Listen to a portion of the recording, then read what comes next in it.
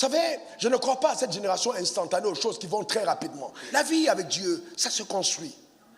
Amen. Et ça se construit très, très, très progressivement. Et donc, on ne peut rien faire, on ne peut pas construire et bâtir sans la jeunesse. Les politiciens le savent, le diable le sait. Et l'Église semble l'oublier. On ne peut rien faire sans la jeunesse. Nous sommes dans une dispensation où, je vous dis tout le temps, nous sommes vraiment en guerre. Vraiment, vraiment en guerre. Le royaume des ténèbres ne se cache pas. La guerre est déclarée, clairement ouverte.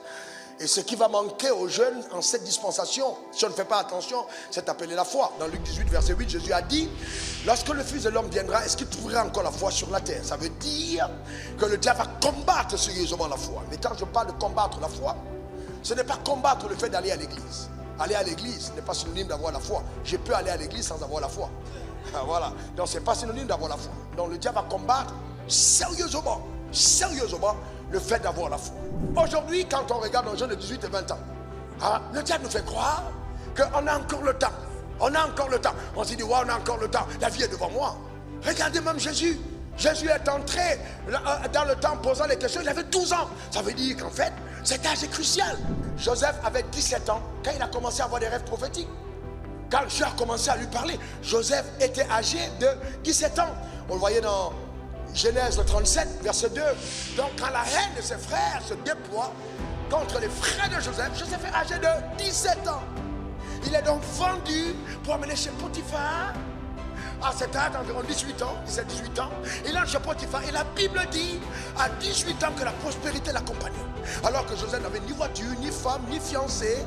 Il n'avait ni maison, ni rien, mais la prospérité l'accompagnait. C'est-à-dire que la prospérité, ce ne sont pas les avoirs, mais c'est une entité divine à côté d'un jeune que Dieu a appelé, l'aidant à avoir tout ce dont il a besoin pour réaliser les rêves que Dieu a placés en lui. Ce n'est pas le fait d'avoir des maisons, mais c'est les avoir pour la participation de la mission divine. La prospérité accompagna Joseph.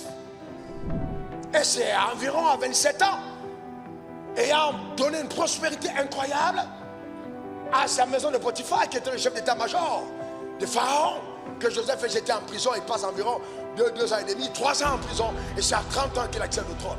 À 30 ans, Joseph accède au trône en tant que premier ministre. À 30 ans, David devient roi d'Israël. Je demande à quelqu'un, tu as quel âge? Alors, tu as quel âge? Quel processus de construction est en marche dans ta vie? Qu'est-ce qui est en train de prendre place? Qu'est-ce que Dieu est en train de former et de forger en toi? Vous comprenez ça? C'est important. Donc si nous ne comprenons pas cela, le diable va venir jouer avec notre vie, totalement saccager notre vie et nous empêcher de réaliser les rêves que Dieu a placés en nous. Il est temps pour un jeune de prendre conscience. Tu es né pour servir au dessein de Dieu.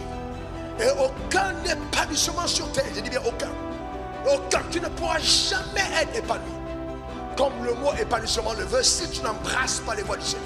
Impossible. Vous ne pouvez pas investir votre cœur pour Dieu dans la jeunesse et le regretter dans la vieillesse. Impossible.